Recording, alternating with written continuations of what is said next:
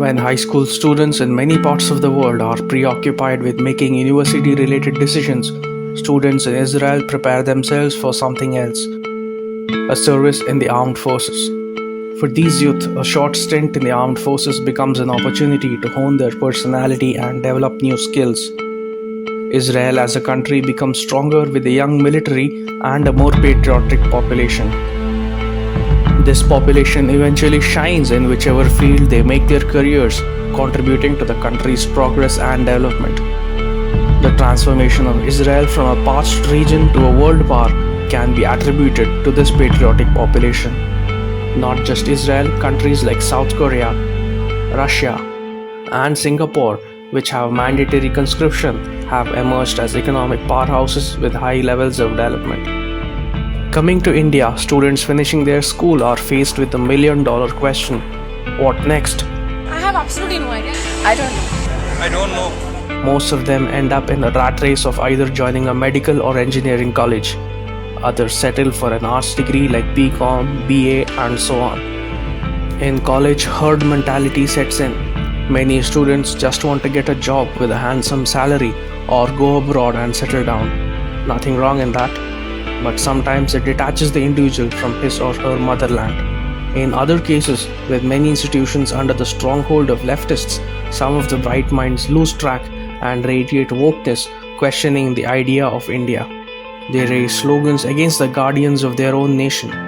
This lack of attachment towards one's nation has serious implications.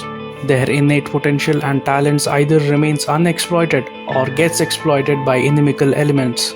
That's why the government of India has launched a new scheme called the AGNIPATH to induct more youngsters into the armed forces. Here's an interesting fact. India is the youngest country in the world, with the average age of Indians being 29. However, the average age of an Indian soldier is 32. The average age of a US soldier is 27.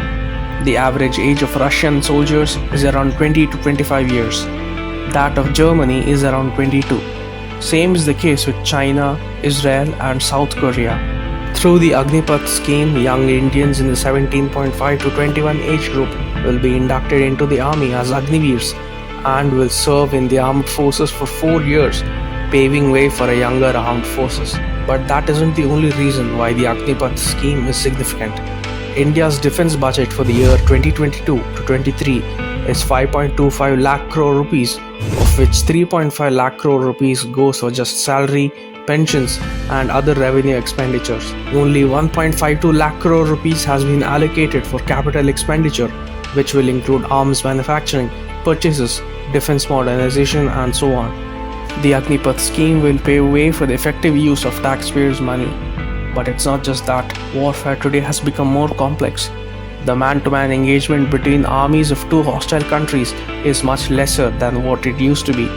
Today we have long-range artilleries that can hit the enemy country 5,000 kilometers away. The context of war has also changed with cyber warfare, bio-war, and so on. Hence, the need of the hour is to have an army which is young, agile, and tech-savvy, which is what the AGNIPATH scheme tries to achieve. But most important of all, every year the nation will have 40,000 trained, disciplined, and a patriotic youth force who will usher in a new era for India.